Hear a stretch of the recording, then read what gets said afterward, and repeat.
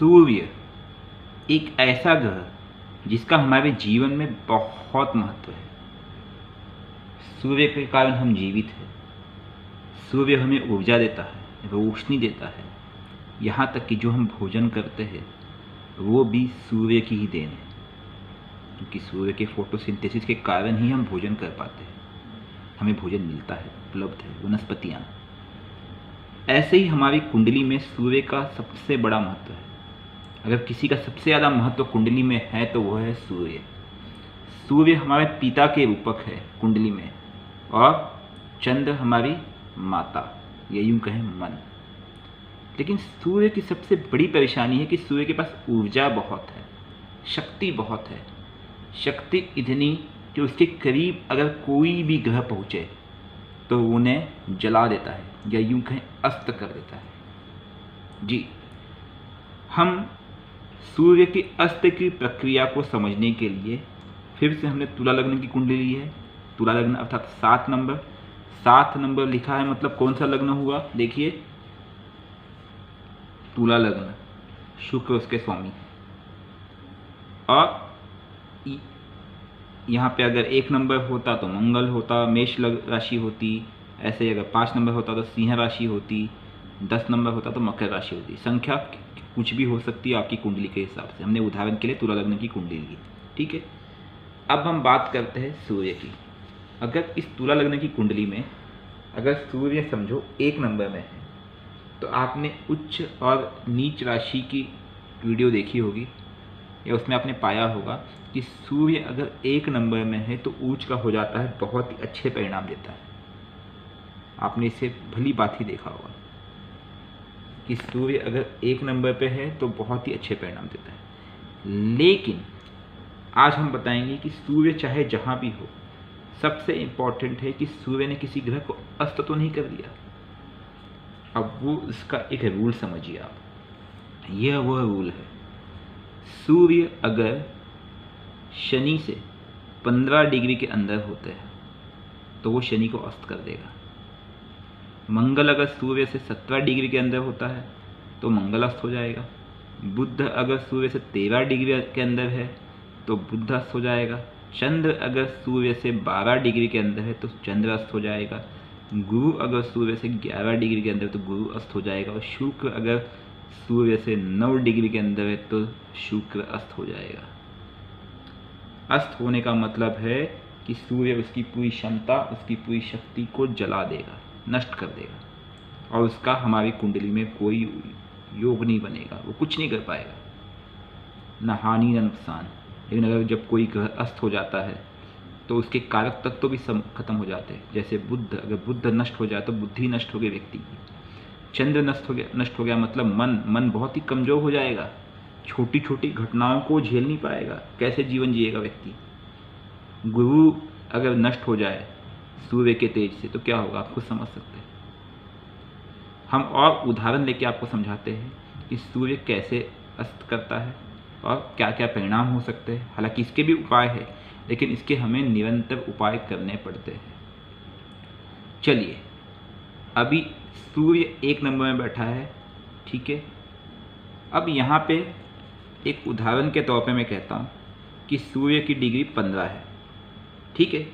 आपको पता है डिग्री 0 से 30 डिग्री के बीच में ही होता है। आपने ये भी देखा था कि अगर 0 से 5 डिग्री हो तो बाल अवस्था, 5 से 10 डिग्री तो उसका परिणाम 50% तक होगा, और 10 से 20% हो तो 100% परिणाम देता है कोई भी ग्रह।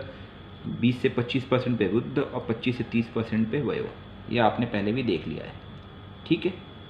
अभी इसको हम बाजू करते हैं, इसे भी बाजू कर लेते हैं फिलहाल, ठीक है। अब बात करते हैं इस कुंडली में योग की। शुक्र शनि अगर एक साथ आ जाए तो बहुत ही सुंदर योग बनता है।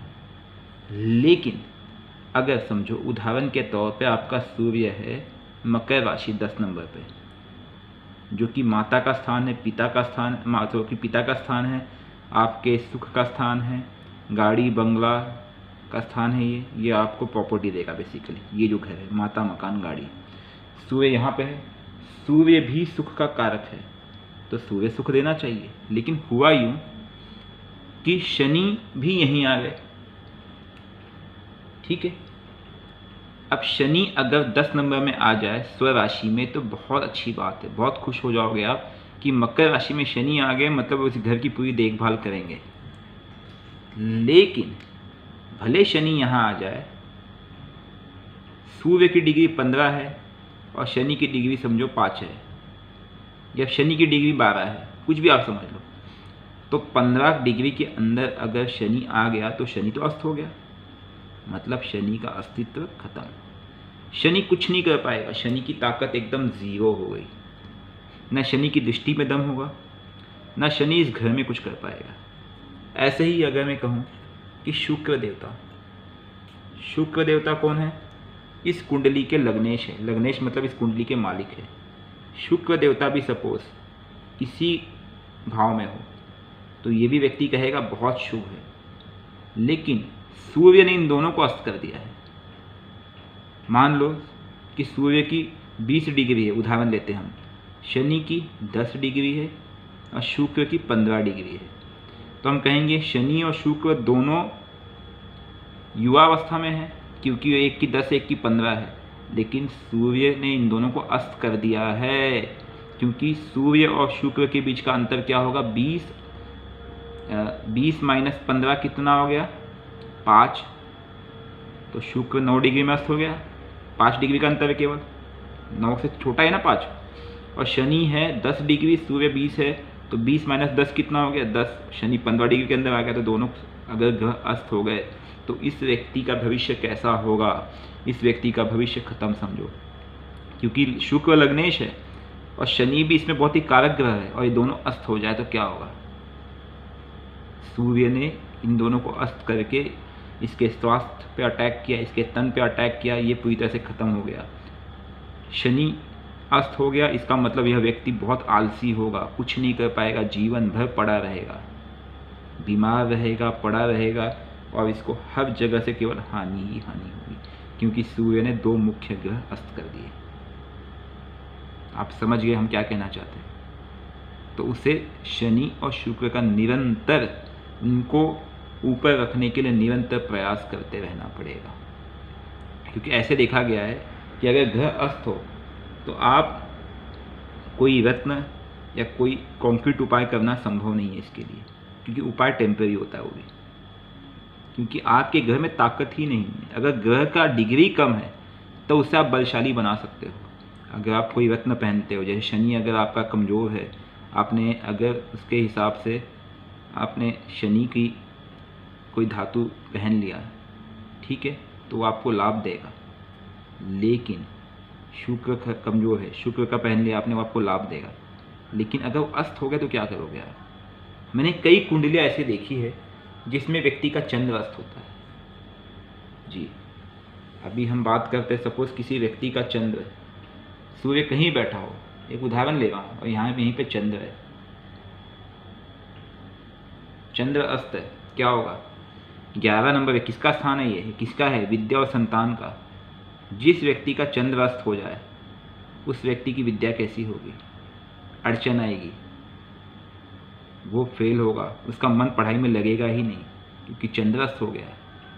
साथ ही साथ उसका बच्चों में प्रेम तो होगा, लेकिन बच्चों से हमेशा डिस्टर्ब रहेगा, क्योंकि चंद्र अस्त है। और व्यक्ति का बुध अस्त हो जाए तो क्या होगा? सूर्य के साथ सपोज बुध आ जाए तो उसकी बुद्धि काम नहीं करेगी। अब इस कुंडली में अगर आप देखेंगे, अगर किसी व्यक्ति का बुध अस्त हो जाए तो क्या होगा? सपोज चंद्र की जगह यहाँ पे आ जाए बुध देवता, व्यक्ति का बुध अस्त हो गया। अब बुध को कौन कौन से घर मिले हैं आप खुद देखिए। बुध के पास 2 राशियाँ हैं, 3 नंबर और 6 नंबर। बुध के पास कौन कौन से? मिथुन राशि 3 नंबर और 6 नंबर कन्या राशि। 3 नंबर किसका स्थान है? भाग्य का स्थान है। अगर उसका बुध अस्त होगा तो उसका भाग्य कैसा होगा? भाग्य कमजोर हो जाएगा, ठीक है।